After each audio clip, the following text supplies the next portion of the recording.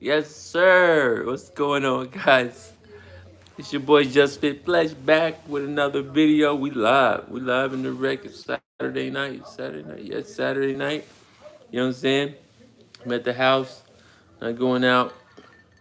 Got a little juice. Got my hookah here. Yes. Whew. All right. So, it's the 80-20 rule. So, 80% of what I do is healthy, 20% is that 20%. You got to relax and chill. Um, so, the title of this live is, do you compete or do you dominate? Let me turn this down. Got a couple of, you know, YouTubers that I watch that just motivate me, you know, to be successful. And that's this guy named Tall Guy Car Reviews, another guy called Mr. Organic, Mr. Organic with a Y and a K.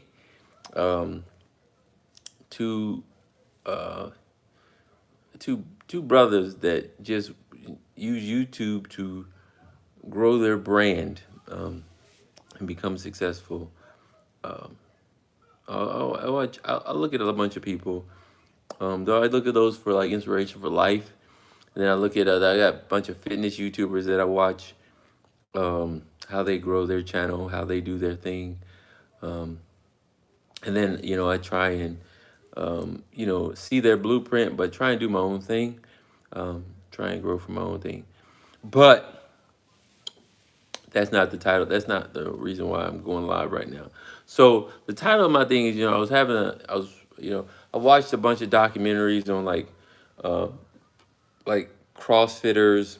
You know, if you don't know, if you haven't watched CrossFit, I think CrossFit started back in 2007, and then and it's grown, substantially over the course of the years. Where I think the first CrossFit Games, the first place winners got like $1,000 and like $500 and like $300. It wasn't much, but now um, the champions are getting like $100,000, $250,000. Teams are getting $100,000, $200,000, and then you're getting like $1,000 for winning an event in the games, and there's 14 events. Um, Plus, you can get sponsorships and things like that. But before all this, CrossFit really got big, there was one name really in the game. That came in 2012, 2011, 2011, 2012, and his name was Rich Froning Jr. And he, when he came out, he looked like he was just leaps and bounds ahead of other CrossFitters, as far as ability, uh, just endurance, everything. And that's what I want to talk about. So when you go to a competition, or when a winner or a champion goes to a competition, or when a successful person starts something, they're not there to be competitive with whoever's in the room. They're there to win. When I watch these documentaries over, CrossFitters, going to the CrossFit games and things like that, I've seen that Rich Froning was there. He went to the games, he did the events, he did everything to better himself and to win the event. It didn't matter what anybody was doing. He never even watched what anybody was doing. But his competition was always watching Rich Froning. They even had like one of his competitors even had shirts like "What is Rich Froning doing um, right now?" And then you had other competitors that were just glad to make it to the CrossFit Games, and not necessarily win. They weren't even thinking about winning. They were just glad to be there. And that was the difference between Rich Froning and everybody else. Rich Froning was trying to better himself and win the games. Everybody else was trying to beat Rich Froning. And then you had people that just were there, just glad to be there. And that is different. That's the mindset. And this is a physically, taxing sport. But the mentality of the individuals was 180 degrees different from the person that won the games. And you see it even after Rich Froning he's now doing teams competition and he's still dominating those with the teams he has. But you see the difference. And then in the one year that he lost, the team that beat him wasn't trying to beat him. They were just trying to win the games. They had the same mentality as him, but they were just better. And that's how you beat that's how you beat anybody that's good. You don't try and beat them. You just try and be better than your best. And that's how you win. Watching competitors, watching competition, because people progress. If you're watching the best person in the world, and you're like, well, I'm gonna beat that person. Well, that person's already getting better day by day. So you're never really gonna beat that person if you're watching that person. You have to better yourself more than you think. You have to watch what you're doing.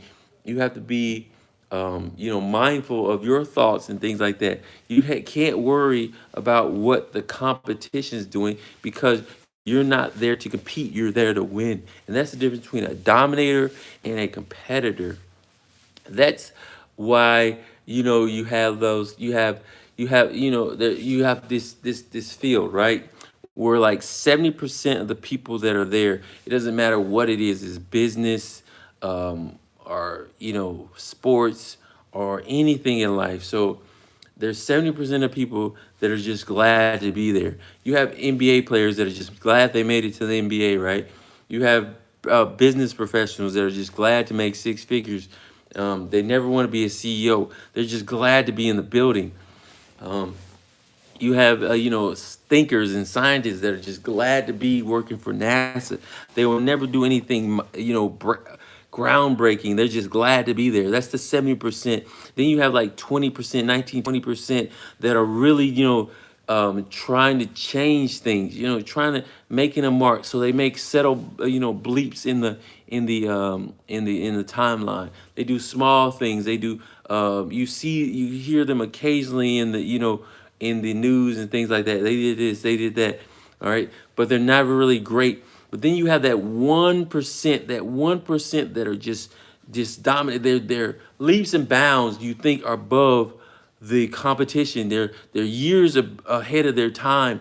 And you're like, it's just the mindset. These are the LeBron James. These are the Kobe Bryants. These are the Albert Einsteins. These are the James Baldwins. These are the people. These are the Martin Luther Kings. These are the people that make a difference. Um, these are the people that make a difference in the world. These are people that live beyond their life. They're still being talked about beyond what they do. These are the people, this is the first person that walked on the moon. That's that 1%. That's what you should try to be. When you go to a competition and you go to a competition and you say, I'm just glad to be here. Well, you've lost because the person that's going to win is not glad to be there. They want to walk away with the trophy and everything that came with it, right? And it's not being cocky. It's being one confident in your ability and knowing you've done everything you could do to win that day. To win that day. Now, here's another thing that like a lot of people do when they go in there. Well, I went there and I tried and I failed, so that should be good enough. No, no, it's not. If you really want something, right? If you really want something like like a Kobe Bryant that makes like 100 shots, he has to make 100, 1,000 free throws before he even walks off the court, or a freaking who's that? I don't know. Anybody that's like elite in their field, right? You have to pull them, drag them out of the room. They don't just like, well, I failed, so oh well, I'll just try again next year. No, it sits on their mind. It bothers them. It bugs them. It is the worst thing that could ever happen to them.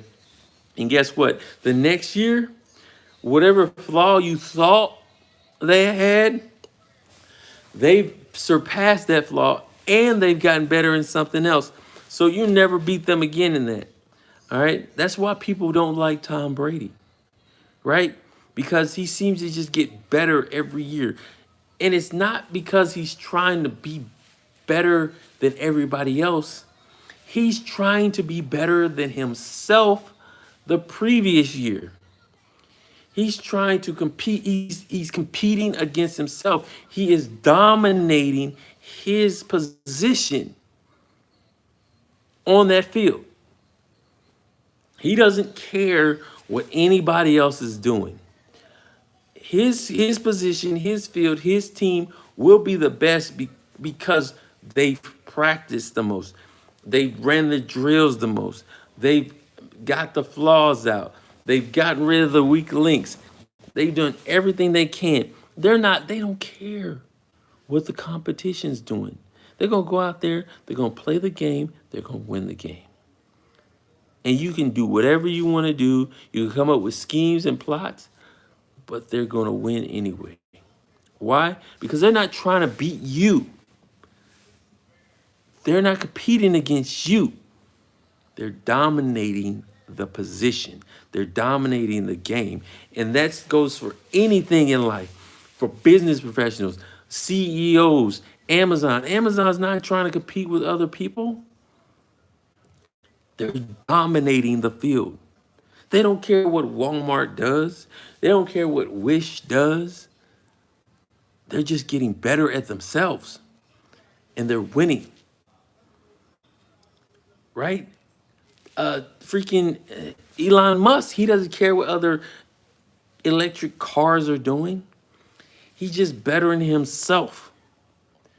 Bill Gates, just bettering himself. That's the difference. It's a mindset. A lot of things that like physical people do, basketball players do, things like that, you think is all physical. 90% of what they do is mental. They have played the game in their head 100 times just to win it once. The same thing with like CEOs. They have walked into that boardroom, said what they had to say. They had the idea on their mind. They know how it's going to play out. They're going to have it a one way. They know how it's going to play out. And they're just going in there. They played it 100 times in their mind just to put their idea on the market one time and dominate the market. It's all about mindset. So do you compete or do you dominate? And when you dominate, look, LeBron James, yeah, he may be cocky sometimes. Tiger Woods, Kobe Bryant, yes, they have a cockiness about them, but they're team players, right? They're team players. Michael Jordan, yeah, he may have been like tough on his team, right? May have been tough on his team, but they dominated. A lot of them dominated. Jeff Bezos, Bill Gates, they dominated humbly. There's a humbleness. There's a humbleness to their game, right? There's a humbleness to the game where people respect them still. You can be the best at your field and not be hated. There's a difference. So are you competing? Are you dominating? That's what I wanted to talk to you guys about. This is something to think about. This is a short one. It's Saturday night. I went to the gym today. I ran on the treadmill for like 30 minutes. I wanted to run today. I really just wanted to get some cardio in. I wanted to run today. And then I did like 10 minutes of pretty much a 10-minute Metcon, metabolic conditioning of thrusters and pull-ups. So I did that for 10 minutes. 10 minutes of 10 thrusters, 10 pull-ups. And that's pretty much what I did today. Had to be work a little early this morning because they were moving the boat. But yeah, after that, came home, ate something, and then went to the gym, worked out, ran, and did that little Metcon session, and now pretty much back home, just chilling. Saturday night, watching some TV, smoking a little hookah, having my adult beverage, you know, just hanging out, chilling. Um, but this has been on my mind pretty much all day, and I really wanted to go on live and talk about it. Um, and most of my lives I don't have anybody watching my live, but I've seen over the course of time, the course of days, people tend to watch it. So I appreciate you guys. Also, please like this video, comment, subscribe to my channel. Another thing is, on the 14th of this month, I am going to be, there's an online competition for Muscle and Fitness for magazine spread. And I would appreciate if you'd vote for me. I'm going to put the link in this description. Put the link in the description after this video post, for people to hit the link, and vote for me on Monday. It starts Monday. Please tell your friends to vote for me. I've been, doing fitness for a long time. That's pretty much all I've done. I've done CrossFit. I've done powerlifting competition, amateur powerlifting competition. I've done strongman's competitions. I've done like um, all kind of things. You name it. And then men's physique, obviously, I did that competition. So I know, pretty much all aspects of fitness. I do, fitness for my job, helping people, to get their PFA, their physical fitness assessment done, in the Navy. I am, muscle and I know fitness. If there's anybody that has, earned this spot, I think it's me, and that's not me trying to be cocky about it. It just, I know, the body of work I've done, and that there may be somebody out there doing more than me. No doubt in my mind, there may be out somebody done more than me. But right now, I think I am Muscle and Fitness, and I want you to vote for me. Starting Monday, tell your friends, family, get the word out. If you go to my Facebook page, my Instagram page, the links are all there. Please vote for me. I would greatly appreciate it. That's pretty much all I got. I'm just gonna let you go before I start blabbling on about nothing. Hope you enjoyed this video. Please dominate your field. Don't compete. That's how you be great. That's how you change the world. I'm out.